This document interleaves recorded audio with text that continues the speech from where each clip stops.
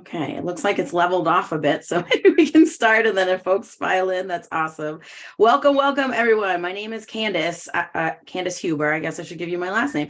I am the owner of Tubby and Coos in New Orleans, and I actually just announced that I'm converting my store to a traveling bookshop. So we are now Tubby and Coos Little Queer Traveling Bookshop, and it's something that I'm really excited about.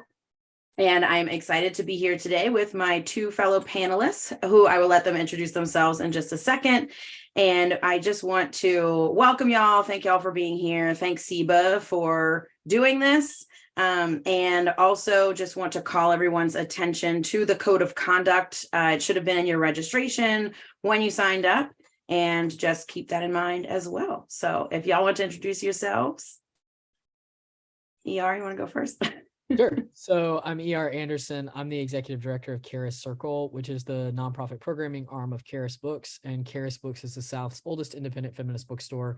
We're also now the school store partner for Agnes Scott College. We're located in Decatur, Georgia.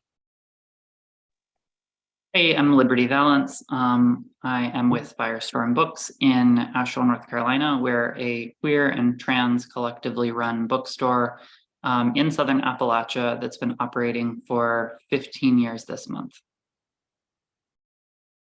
Awesome. Well, the first thing that we wanted to talk to y'all about is supporting your trans and non-binary staff during this time. And we had talked about a few things, some best practices and things like that. So I would love y'all to start, ER, if you want to start talking about some of the things that y'all do. That would be awesome. Yeah, so we're imagining there's a mix of folks with different roles on this call. So part of what I wanted to offer is just some things that may not be intuitive to cisgender managers or owners around how you might support your staff in some very nuts and bolts ways. Because I know when I come to these talks, I want like actionable things that I can do. So one of the things that Charis does is we have a employee intake form that is very open-ended. None of the questions are mandatory for folks to answer, but it is a way for us to sort of gather some information about folks that they want to share to help us in the event of an emergency. And an emergency is very broad ranging, right? A lot of queer and trans folks may have different relationships to their families of origin than cisgender folks for lots of reasons, right? But discrimination, things like that, particularly in the South. We know we got folks from around the region. But in, all of us are in the South who are on this panel. And so we often have employees for whom their emergency contact is not going to be, particularly young employees, 22-year-old employees, their emergency contact is not going to be their mother or their father. Their emergency contact is going to be their best friend or their roommate. But they might still, if they go to the hospital and we get a call from the hospital because we're the first number in their phone, we need to know, what pronouns do you want us to use with the hospital? What pronouns do you want us to use if your mother does happen to show up at the store? What basically trying to get at, like, relationally, we recognize that gender is a social construct and it is a really important, organizing factor for all of our lives, that both of these things are true and that you get to tell us how you want us to behave in all of these different contexts. So we, will make sure that you are seen as you are in your workplace with dignity and respect. And if for strategic reasons, you still use whatever different pronouns with your family, with your other employer, because you only work for us part-time, with your doctor, like all those different things, as much as you want to tell us about that, we want to know so that we can support you and back you up and not accidentally share information that you don't want shared. So the way that looks in practice is like doing payroll, for example. We use a payroll service, and we sometimes have to change people's names after they have legally changed their names. We sometimes have to, change people's genders on the payroll service. Sometimes that involves doing a kind of advocacy for people who are like, I'm afraid to do this for myself. I don't know how to talk to these big, people by myself, and sort of helping our particularly younger employees think through, like, well, in what places do you need to have certain kinds of government aligned paperwork, and where does it not matter so much? And that is a way that you can be an ally as a business person who knows how to advocate for yourself within systems, and particularly like paperwork systems, business systems, legal systems. You're already doing that work in your stores. So one perhaps like counterintuitive way that you can really be someone of strength to a person who is navigating a lot of oppressive systems is to be like, hey, I actually know how to file paperwork. If you want my help, I can do that with you. I can tell you what I know about this. I don't know what it's like to be trans, but I sure know how to do paperwork, because the joke among trans people is often like, one of the hardest things about being trans is all of the paperwork, because there is such a high burden of proof that the government, that healthcare, that even religious institutions require to even believe us that we are who we say we are, who we know we are. So if you work in a space where your employer is one fewer person demanding proof of you, who believes you at face value and then takes one more step to say like, actually, I'm really good at this, let me help you, if that's something that you feel comfortable doing, that can be an amazing form of allyship. So I'll stop there for now and pass it to either of you. I can jump in with a few thoughts. Yeah, so right, in thinking about this, I'm having to kind of like shift a little bit, because most bookstores obviously are coming at this from a different perspective than what we are, or what ER is talking about at Charis, where you've got staff who might be queer and trans, and maybe leadership within the organization or ownership might be cis or straight folks. And so I do think that there's some things that sort of just happen organically without having to be kind of like institutionalized when you are operating in a space that is made up of people who share your identity, who have similar experiences. But I think that everything ER has said is good. I would say that in addition to kind of asking people their pronouns on kind of intake, which I think is great, we also have like a staff directory. I imagine a lot of bookstores have this, where folks can share contact information, so that if staff need to contact each other, they can do so. And we make that a document that people's pronouns are in, along with a phone number or email address. And then that's a document that people can also update and change. And for us, we can change that directly without having to go through anyone. I mean, different organizational structures might have a different strategy, but I think a low barrier, and recognizing that people's gender and gender expression does change over time, particularly for young folks who, make up a lot of the kind of like retail sector workforce, who are still kind of working through a lot, and maybe are joining an organization or a workplace prior to coming out. And coming out in a workplace, of course, can be a really intimidating thing to do, because it's one thing to wonder whether or not people will respect your identity or your lived experience when you're showing up with it, but when you are asking people to respect that you are making a change, or that or even perhaps telling people that they've misunderstood or misread your identity previously, I think that's really vulnerable. And I think that requires kind of a cultural shift in spaces where folks need to know that they're going to be welcomed and cared for. Maybe one other thought that I'll throw out is just around kind of like crisis support. So I live in a town where there's a very large queer and trans population. Most of the people I know and interact with on a daily basis are queer or trans, so it's kind of a bubble. And I will say that my trans friends, and I count myself, I'm also a trans person.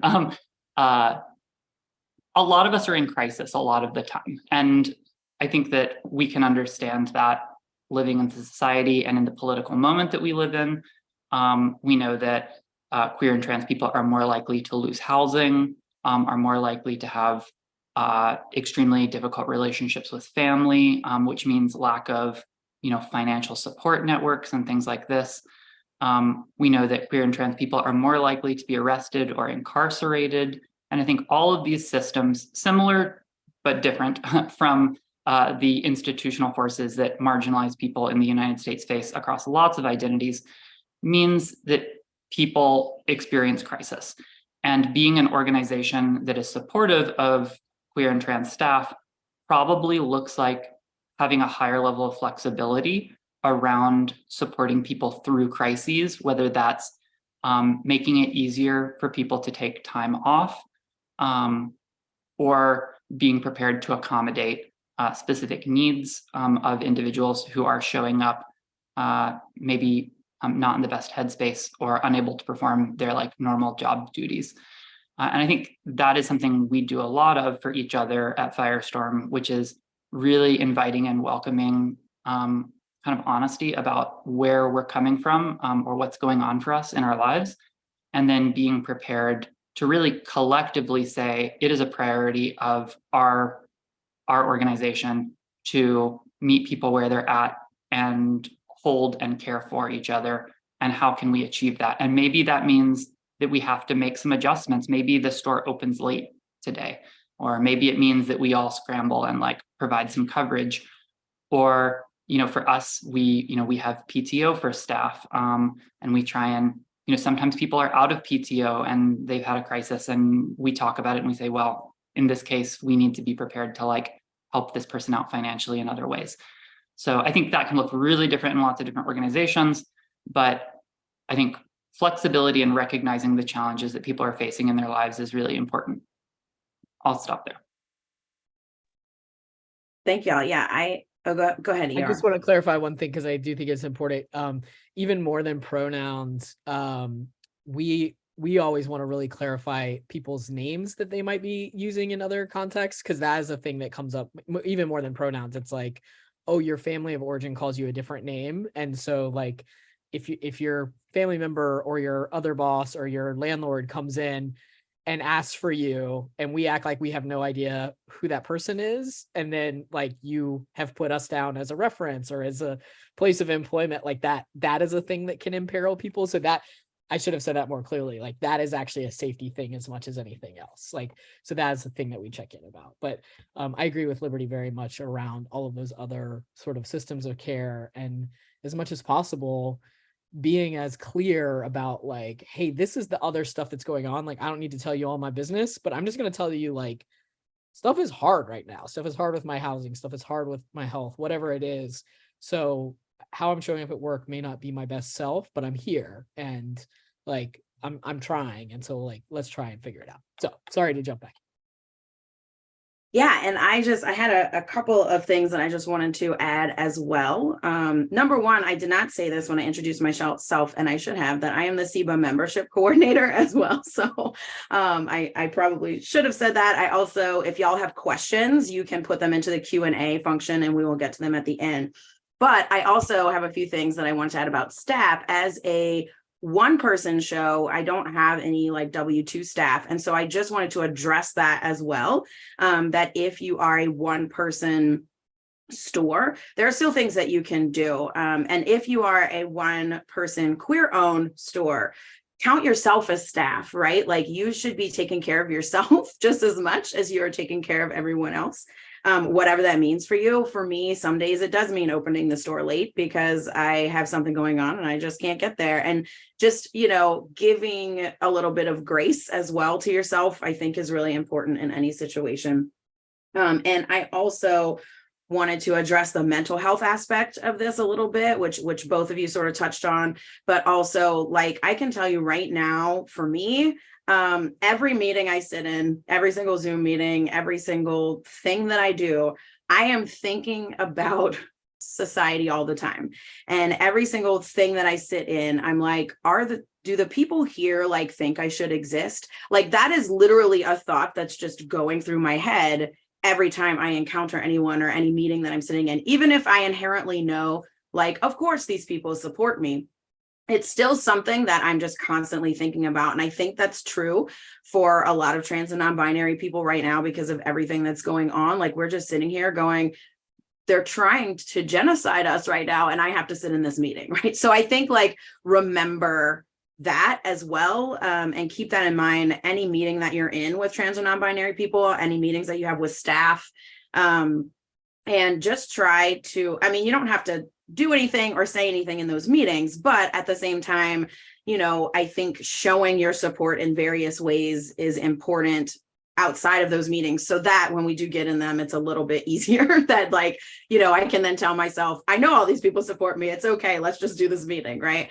So I think that is also important to just show in general that you care about things. And then the last thing that I wanted to mention is about pronouns as well, because I know that there are situations where people are still figuring themselves out and they may not know which pronouns that they're using, or their pronouns change every day, or they just aren't sure. And I know in those situations that people are actually having to feel the pressure of telling someone what their pronouns are is very scary, because it's like, well, what if I don't know? Or what if it changes every day? Or what if, so there are different situations. So the one thing that I'll say about that is I definitely think, asking is fine.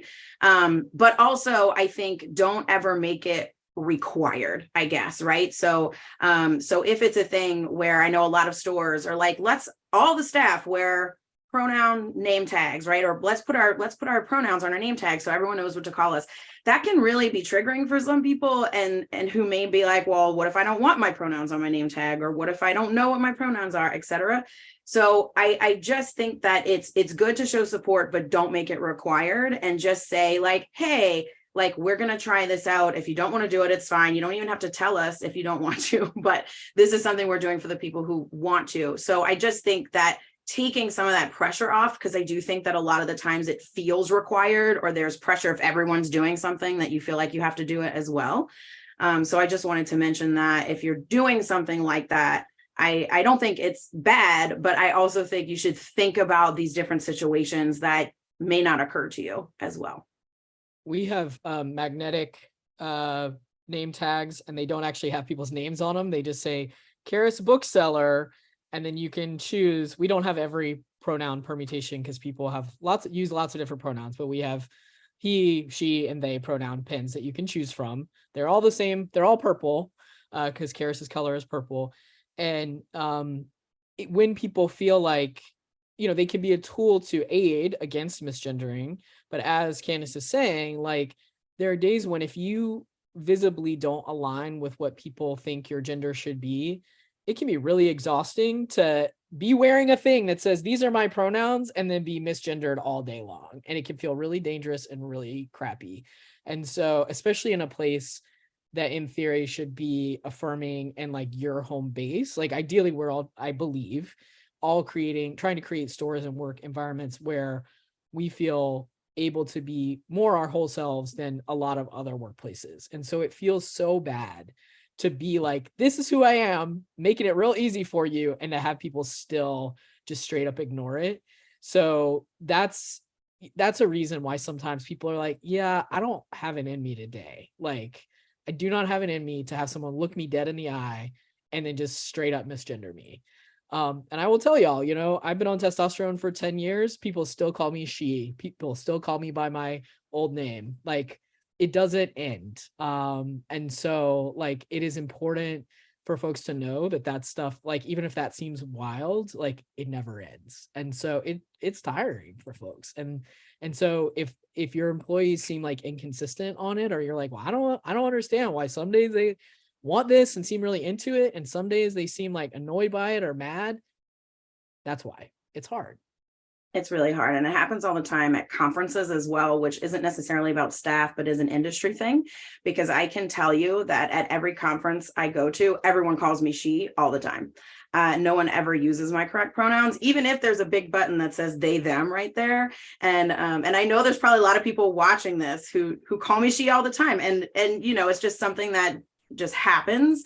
But it's just something to try and be aware of when you're at places. Because the other thing with that is that the reason why misgendering hurts so much is because we know that you see us the way that you're gendering us, and that is not who we are. And so I think it's really important, like when someone calls me she, it's like, well, you're seeing a woman when I'm not, right? And so I think that's it just causes things. So whether it's your staff, whether it's your coworkers or people at an industry conference, just try to be more aware of that as well. Libertie? Yeah, I would just add that I think it's not just a question of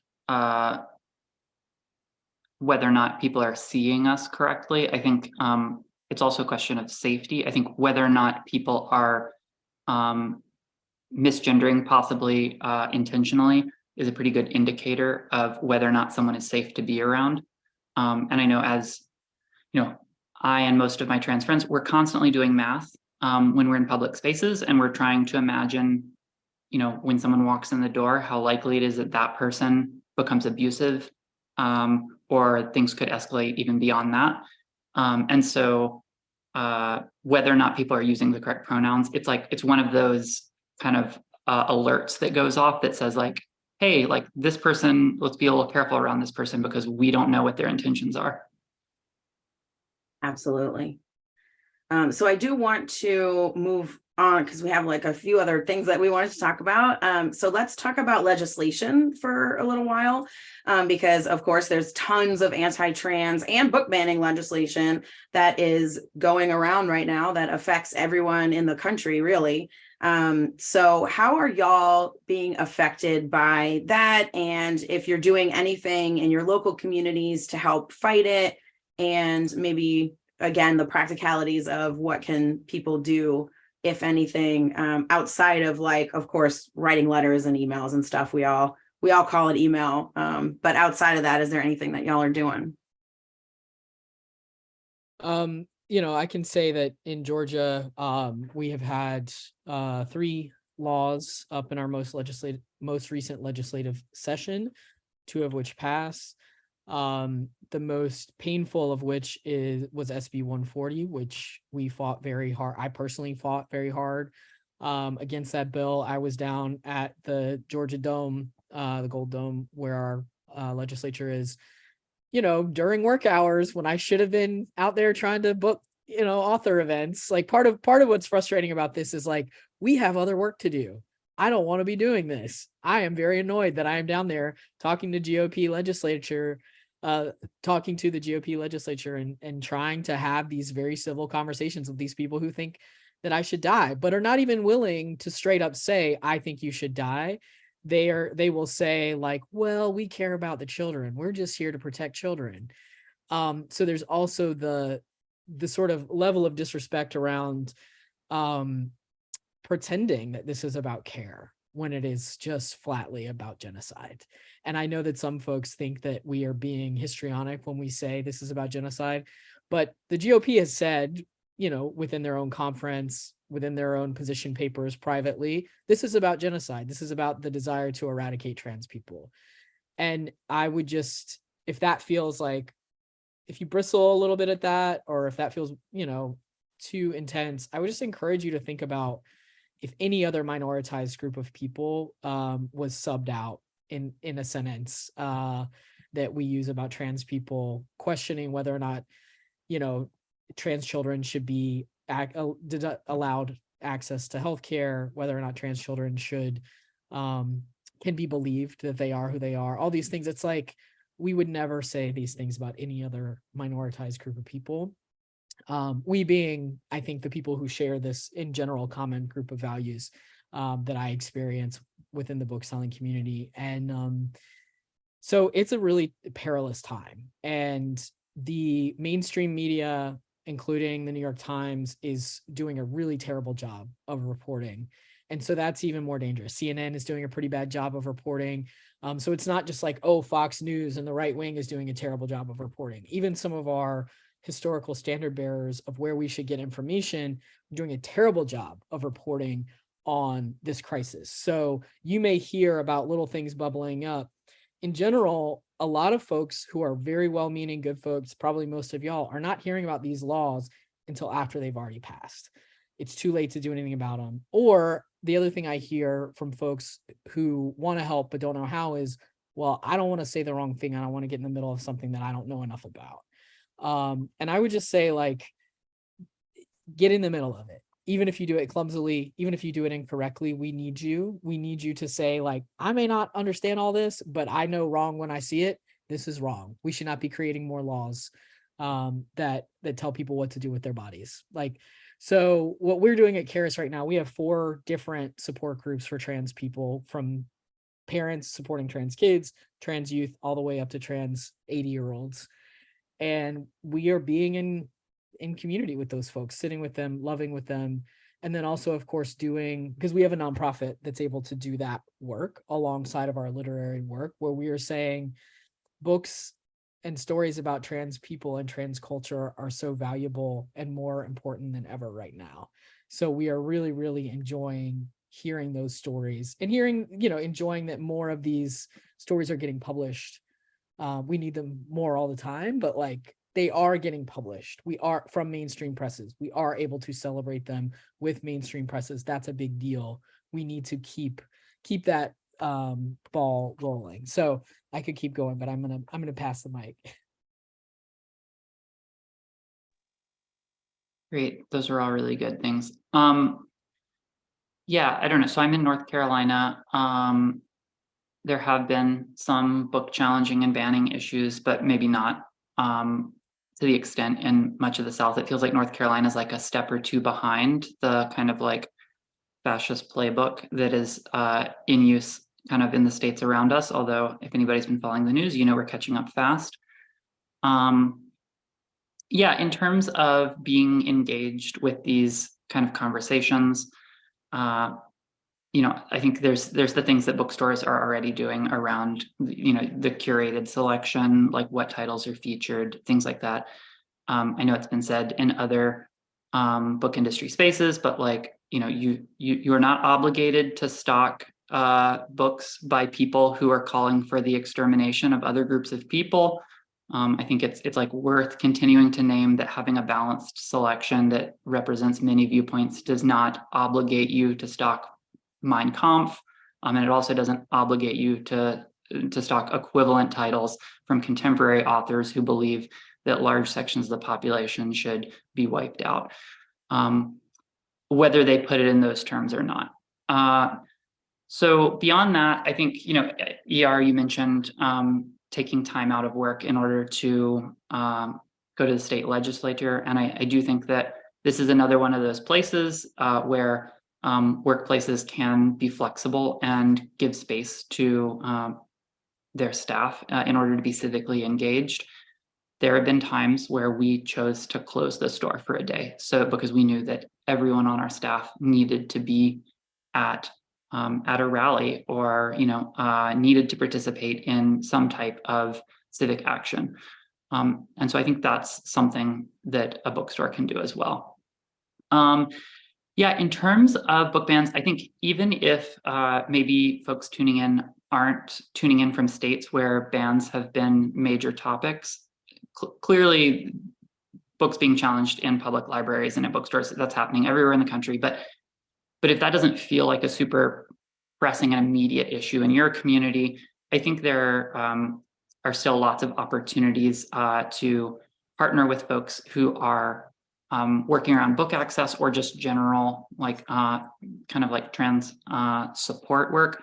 I know that for us, that has included having relationships with youth groups that are either like queer affirming or perhaps like explicitly for like queer and trans youth, making space available to those folks, making sure that young people know that the bookstore is a space for them. And in addition to that, one of the things we do a lot of is work with prison book programs. This is not necessarily queer and trans specific, although because queer and trans people do make up such a large, disproportionately large amount of the population within our prison system, I think there is an important tie-in here. Right now, we're doing a week-long book drive and fundraiser for our friends at Transmission Prison Project, which is an organization that sends books to queer and trans incarcerated folks throughout the Southeast. And programs like Transmission exist all over the country. They may not be quite as explicitly oriented towards queer and trans folks, But these are folks who are really on the front lines of fighting some of the most aggressive book bans in the country right now. And I think we don't always talk as much as we should about the degree to which prisons are ground zero for book banning, but they certainly are. And I think in a lot of ways, things that are done to folks who are incarcerated then trickle out into the rest of society. And it's also worth remembering that people who are incarcerated will be back in the rest of society at some point. And so what happens in prison is extremely relevant to what's happening in our communities. So I think we could all be more engaged with prison book programs. I totally agree. Also work with our local prison book program as well. I totally agree with that. Those are amazing things that y'all are doing. I actually wrote an article very recently for the SIBA newsletter, and I believe it's on the blog as well, that goes into detail about how we've been fighting the book banning here in Louisiana. So if you have an interest in reading that, it is on the SIBA website, and I just went through every bit of strategy. I think a lot of what it comes down to, as far as what I've been doing, is relationship building and coalition building, which is something that's really important to me, and trying to connect with and work with other groups and to make us sort of like one big group that's all working together. I think that is honestly what the other side is doing. And so we need to be doing that as well. So a lot of what I do is relationship building and community building work, and just, making sure that we are all sort of working together to get this stuff done. I think that's really important. And then as far as we've had some book banning stuff going on. I mean, Louisiana has had it across the state. I'm in New Orleans, which is sort of like a little bubble compared to the rest of the state. So they have not come specifically to New Orleans, but they've come to places very close by to try and get, of course, it's like mostly queer books that they're trying to ban at this point. And so I think it's just a matter of sort of knowing what is happening. I think that's number one, is making sure you're really connected with your local community and your local government. I think that's something that a lot of people forget about in day-to-day life and work. And you're so focused on like national news a lot of the times.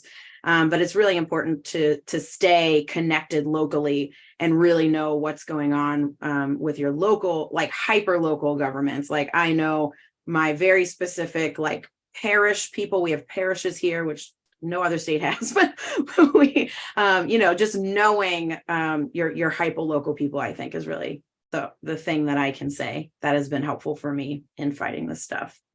And if folks are parents, like all of this stuff is being waged on the sort of like idea of saving the children, protecting the children, which is a very old homophobic, transphobic, white supremacist notion of whose children matter, right? By all means, if you have children, act like an entitled jerk about your own children, because you should go to the PTA meetings and to the school board. You should, of course, run for school board. But you should be involved and say, no, I care what's in the library at my child's school. So my voice matters just as much as these right-wing mothers groups matter in terms of dictating what's on what's available for my kids to read or for other children to read. And so I think it's important that, I know our values broadly are like, no, we're not going to impose our will on other people. We don't believe in that.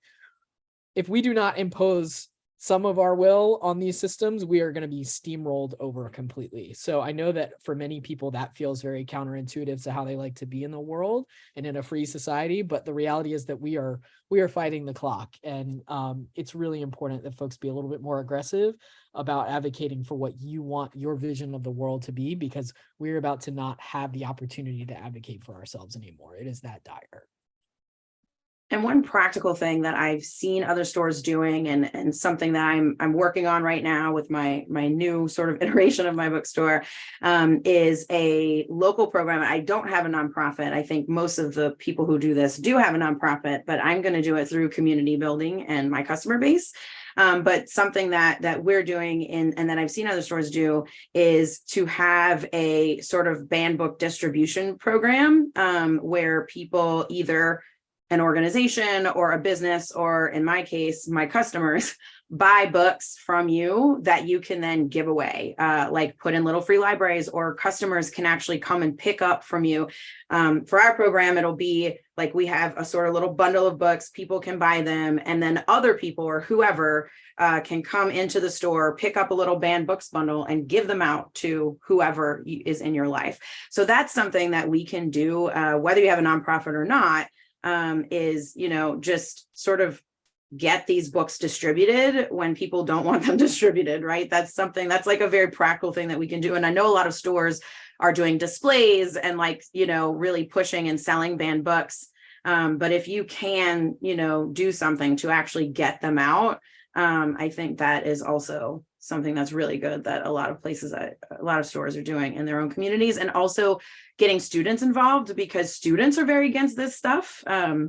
As well, at least most of the ones that I know, most of the young people that I know, and they are just so excited to be like, yes, we want to give these books to our friends. So I think getting young people to just, helping them to be able to get access to books and to give them out to each other, and spread it around among their own communities.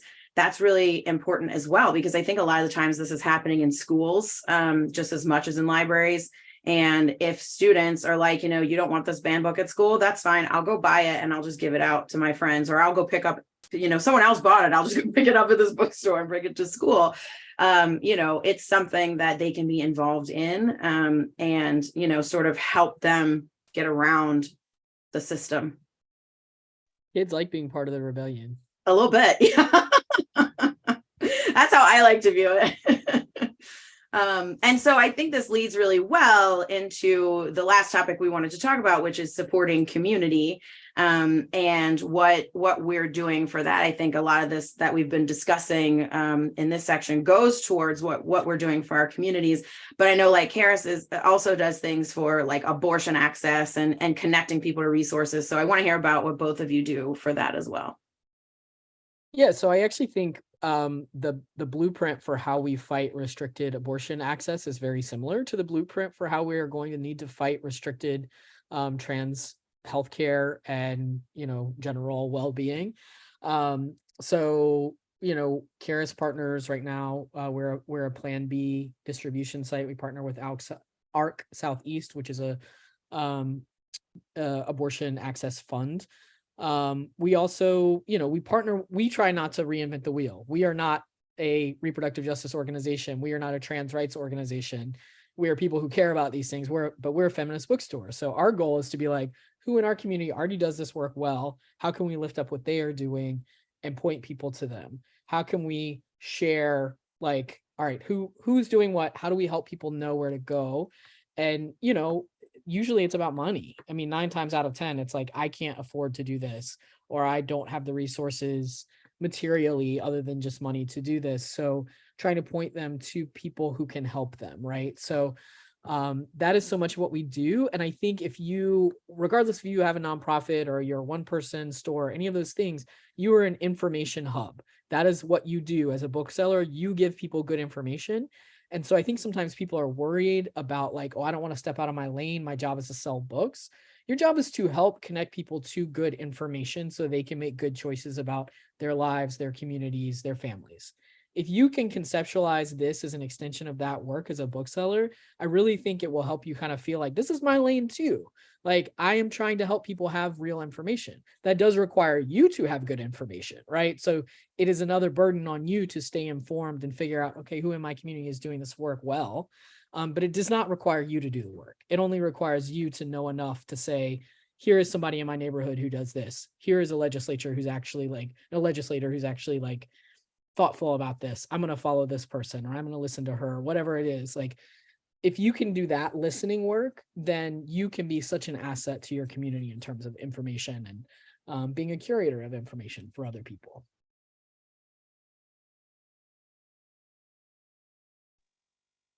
Yeah, that's an excellent point, that we don't, as bookstores, it's not that we need to become experts on or activists in every field, but cultivating community partnerships, I think, can be an extremely effective way to take action. and really work within kind of the framework of what we do already as booksellers. That's exactly true. And yeah, I think we do a lot of that in terms of really doing a lot of signal boosting, trying to make sure that folks in our community who are connected with us through our newsletters or our social media are hearing about what's going on in the local community or at the state level. And yeah, I think, I imagine that there are bookstores so for us, being political, I guess, is like kind of our brand. And clearly, like, the existence and survival of like trans people should not be a political topic, but everything is political. So, you can debate that either direction, but regardless, I imagine that for lots of other bookstores, there's a bit of math happening, which is sort of a, like, how far can I, like, how partisan can I be here? How much advocacy work can I do before it, maybe alienates some of my customer base? And I guess, this was, as much as like, I think we're pretty outspoken at this point, this was something that we worried about early on as well. So when we first opened, we were kind of circumspect about like what our politics were and what our vision for the world was. And we tried to really operate a bit more carefully than we do now. And I think what we learned over time is that when you are honest about how you feel about the world and you show up and are in solidarity with folks who are under attack in your community, that might alienate a small number of people, might even alienate a large number of people, but there's an equally large number of people in many communities. Of course, everybody has to do this math themselves in their own locality, but like who will really appreciate and gravitate to spaces that are taking a stand. And so I think sometimes when we're afraid of alienating folks who don't share our values, we need to think about maybe who is the new audience that we might be able to reach as a result of being honest and taking a stand. And of course, at the end of the day, there are some topics that just simply transcend marketing, and we just have to take a stand on them, whether or not ultimately it impacts our bottom line. And I think I would call upon everyone to understand this issue, as well as many other issues such as abortion access and anti-Black racism, as being things that certainly occupy that space where it has to be more than a marketing decision. Very well said. I agree with everything. That was amazing. And yeah, I think my story has been the same, where I was a little more hesitant at the beginning because I wasn't sure, and I've gotten more and more outspoken as the years have gone by. And I can just say it has not hurt my business in any way, and it has helped it in a lot of ways. And so I think that people will surprise you. I think that queer people are everywhere, which is also what people have to remember. People of color are everywhere, like marginalized people are everywhere. And we're specifically talking about trans and non-binary people here who are like everywhere. So I just want to make sure you remember that too, because if you show support to that group of people, even if, like Libertie said, you might alienate some, you will gain others, right? So again, it is something that everybody has to do their own math on, but it has not in any way hurt my business. And I know a lot of other bookstores who have gone through a similar thing. And everyone that I've talked to, I'm sure that there are others out there. I don't talk to everyone, but the folks that I've talked to, no one has had like severe suffering of sales by showing support to the trans and non-binary community. So I understand folks who are in different kinds of communities and having to make that decision based on where you are, but yeah, ER. I have heard of some stores that have had really intense pushback. So yeah. I do want to acknowledge that, right? Like I do know some of y'all may be like, no, for real, my store, right? And not necessarily even about trans stuff, but just for being perceived as liberal in the most like basic way, right? And it has gotten very personal and very scary for some of those stores, right? And I think one of the things I want folks to know also is like, of course, I think it should be self-evident that trans people are in deep danger right now and we need everybody on our side. But if you're not there yet, like if you still feel squeamish about trans people, I actually would much rather you like take the time to figure out your actual feelings about trans people than put up a bunch of trans books in the window and then invite folks who are trans into your store in a way that, you know, I think this, you know, all of us who are here, you know, we saw what happened in 2020 when a lot of white-led stores put a lot of Black books in the front window of their stores and were not prepared to welcome Black customers into the store. Not because they didn't want to be ready, but because they had not done the culture building and care work necessary to be ready to thoughtfully engage with Black customers. And so it may seem that I'm talking out of both sides of my mouth, because on the one hand, I do want you to begin where you are. And if you are like, my heart says that what is happening in our country right now is wrong, and I want to be an ally to trans people, then you're already on your way. And like, what I'm saying is not, you're going to be shunned because you get a pronoun wrong. Like that's actually not what I want you to hear. But what I want you to hear is if you're like, I really don't know how I feel about trans people, and this all makes me uncomfortable, don't do something superficial because you think like, oh, that's the way the wind is blowing. I really think it is important for you to sit with like, what is values aligned for me? And what is values aligned for you and your store and your community may not be putting up trans authors in your window. And if that is the case, please do not do some kind of surface level thing in June because it's Pride Month and, you know, sort of indicate to queer or trans teens that your store is a safe place when you're not ready for that yet. And you may change, you may decide something in the future, or you may never change, and that's okay. I would always rather know who I'm dealing with.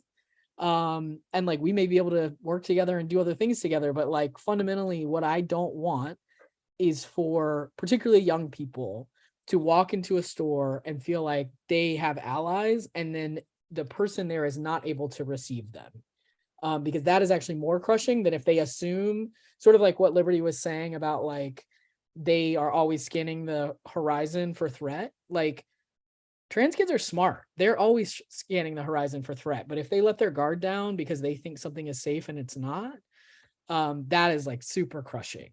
So I hope that is received with the spirit I mean it, which is like, I believe in the capacity of all people to really sit within their own values and think about what's right for them and move at the pace that is right for them. You don't need to rush into this, but also don't fake it, right? Both things are true because we need people who really fundamentally feel that trans people are worth fighting for right now.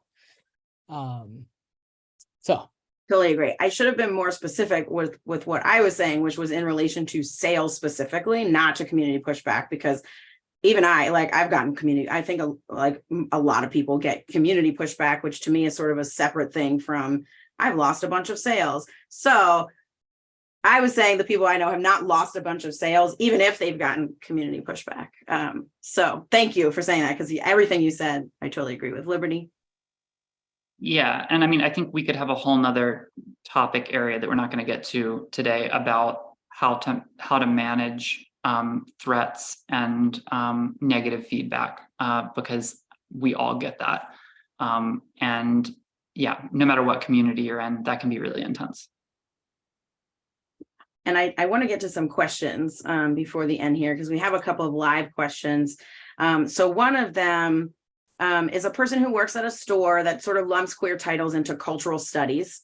And this person said that they thought it was important that queer books, like nonfiction books, be separated so that people can more easily find themselves there without having to interact with a bookseller in case it's not safe. Sometimes people come in with an unsafe parent or a family member or, you know, whoever, and they don't feel safe to just pull queer books off the shelves.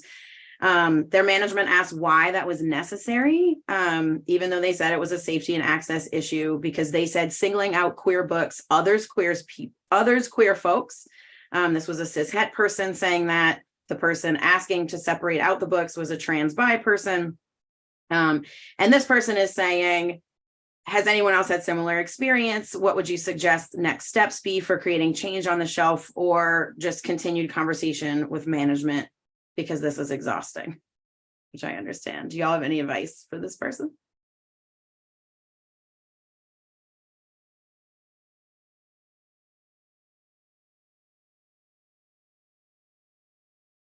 I think this is such a hard question because it has to do with your management, right? I think the way stores are managed, of course, are totally different all throughout the country. And some people might have a really easy time with their management, and other people have a really hard time with their management. And I also think there are lots of different opinions, even within the queer community, about whether we should separate queer books out or not. And so this one is, as far as I can try to give you advice on how to approach maybe an owner about it. Clearly you've already told them safety and access, so I think any advice that I would have would be more about maybe talking to them more, but I don't know if y'all have anything. I think Gretchen Rubin's 4 Tendencies is really helpful if you've not read this book, but trying to figure out which tendency your boss is, and being like, so she presents this framework of like, some people need a lot of evidence. Some people don't need evidence. They need, to feel heard in this way, So looking at it and being like, because you've actually already presented like a very cogent argument, right? But your boss is saying like, well, no, I just disagree. I would see like maybe your boss is someone who you could present empirical evidence and say, I understand that we are at a disagreement point about this. We both feel pretty strongly about it. Would you be open to us having a 3-month trial period where I take on the responsibility of recategorizing these books in the computer, or a certain number of them in the computer? We put them on their own shelf, and we see how sales do in each of these sections. And if at the end of 3 months, you feel like nothing has changed, the needle hasn't been moved, we don't get any positive feedback, sales don't go up, we revisit it. And, but if you and I agree that like something has changed for the better, maybe we could revisit completely recategorizing, and I will take on the work of recategorizing the books in the computer. Because sometimes they may be saying like, I don't want to do this. It may be because they don't want to do the labor of recategorizing books in the computer, which is a giant pain in the butt. So that would be my suggestion. The book is The 4 Tendencies by Gretchen Rubin. Thanks, ER. I don't have anything to add. That book. Go ahead, Liberty. I don't have anything to add. I think y'all have made great points. Okay, and we have another question about public restrooms. So how can you make public restrooms trans friendly with signage when there are 3 stalls in each? One has an open air urinal, and restrooms have lots of use by kids with and without parents. I will tell you one thing that I really hate is when a lot of stores, just in general, not necessarily bookstores, but I go to a lot of places where they'll have like, man, woman, alien, mermaid, whatever, right? I don't like those things. And so, if you're going to make gender neutral bathrooms, I think that's great. I don't care about using a bathroom with a urinal in it or not. The restrooms at my store, we have sort of like building restrooms, and they are technically man, woman, but like anyone can use any restroom. And so we try to make that known to people, even though I can't get my landlords to change the signage. But what do y'all have? I was just saying, please don't put one of those mermaid alien signs, because it just equates people that aren't man or woman into like other everything, like I'm not an alien or a mermaid. I am a person. Thank you. What advice do y'all have? Some of us are aliens and mermaids, but yeah, no, I don't like those signs either. So yeah, I don't know. We have single stall bathrooms. And if you have a single stall bathroom, there's literally no reason why. And I mean, people will come up with reasons like regulation. How often do your bathrooms get inspected by bureaucrats? I really think that like my big advice here is single stall bathrooms should always be gender neutral. I'm not sure that I have good advice for multi-stall bathrooms because it's just simply not something that we have ever managed. I think you should describe that. I think this is a thing where you use more words. So I think you put a sign that says all gender bathroom on both things, but you literally put a picture of a urinal on the one with a urinal and just a toilet on the one with a toilet. You put baby changing tables in both of them. You put sanitary products for people with periods in both of them. Like anything you would put in both of them, like in one, you put in the other. And some people may be concerned about their child seeing a penis, right? Like that may happen. And so I think you need to talk to your staff about what it means that someone may walk into what historically was the men's room and see a urinal, see someone using a urinal. Also, like, let's be real, you don't usually see someone's actual body at a urinal. Like that's very rare. But there's that hysteria around it, right? Like, oh my God, my child might see someone's genitals. So I think it's about really setting community expectations about it. You might need to explain why you've done it. And there are people who have sexual trauma, often women who have sexual trauma who are like, I don't want to share the bathroom ever with a cisgender man. I just don't. Or they may be transphobic and they may be like, I don't want to share a bathroom with a trans woman who I assume has male genitalia, and they have all these terrible tropes around that, right? Like that is stuff that you might hear. And so I think thinking through like this is what we feel about it, and we think the desire for safety outweighs, for this communal safety outweighs this other kind of requests for safety. Like that's hard. The reality is there are no pure safe spaces. Something that makes a space accessible for one person's accessibility needs often can be in contradiction with someone else's accessibility needs. We make these trade-offs all the time. If I turn the sound up higher for my hard of hearing folks, it actually can make it much worse for my neuroatypical folks who are trying to watch the same event live in a space. Like this happens all the time. And so this is not a great answer, but this is community building in practice. And the only thing I know to do is to really communicate with people about it and to really talk about, well, we're very comfortable deciding that trans people will always be the ones who suffer, as opposed to being like, yeah, it sucks that we have opposing needs in this situation. What do we do? But what we're not going to do is just assume that we can't do this because we're afraid that because we're going to believe that trans women are rapists, which is what is fundamentally animating most of this stuff.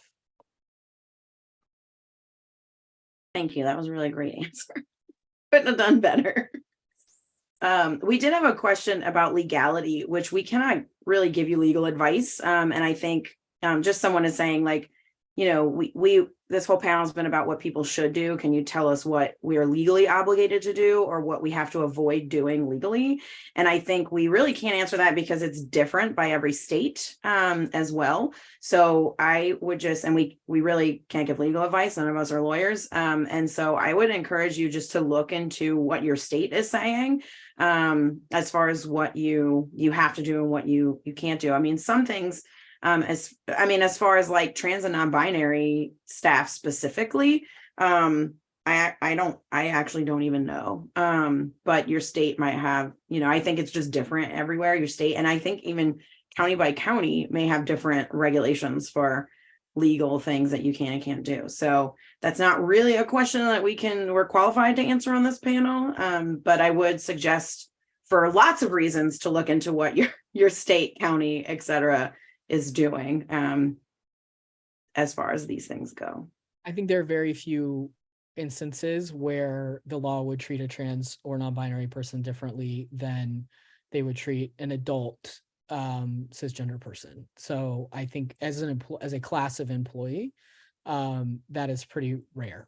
I'm not a lawyer either, but I don't think that comes up very much. It's more about how you choose to think through what is legally necessary versus what is socially sort of status quo, right? Like there are a lot of times that we conflate those two things. We say, oh, it must be the law that we have to use this name because it's on someone's driver's license. That's not actually legally always true. So I think the sort of best practices thing is to do the bare minimum when it comes to what is absolutely firmly necessary under the law, reporting, whatever, and then the rest of it be like, what actually affirms the humanity of this person? What is this person telling me they need? And go with that. Because it's also, most of us are so small that like nobody is checking for you and your paperwork. So thanks. And I believe we're out of time. I think we could just talk forever about this stuff. And like Libertie said, we could have a whole other panel just about safety and community pushback. But I do believe there were some questions that were submitted ahead of time, and I'm pretty sure we answered all of them just throughout the panel. So I just wanted to acknowledge that we did get those questions. We think we answered them. We gave some, things that you can do, even if you're a single person store, you can do a lot of the things that we talked about. And we also just talked about the whole like trans and non-binary political thing and, being a, trying to be a progressive store in sort of a more conservative town. I think we addressed most of that during this panel. So if you have any additional questions as well, you can email me. It is Candice@SIBAweb.com. And you can please email me and I will get with my fellow panelists here and, answer your questions as best as we can. We get someone that said, thanks for all the emotional labor you put in. And thank you, because, I think all of us were vulnerable on this panel as well. And so we, are doing this because we want to help the book selling community. And we really appreciate all of you being here. And thank you to SIBA for letting us do this and for really supporting this panel and giving us the infrastructure to do it. And thanks to all of you. This is being recorded as well. So if you need to come back later or if you want to share it, you will have the recording or you can get the recording as well. So thank you to ER and to Libertie. Really appreciate all of the time and effort y'all put into this. And thanks everyone for watching. thanks, Candice. Thanks, y'all. Bye, everybody. Thanks so much for having us.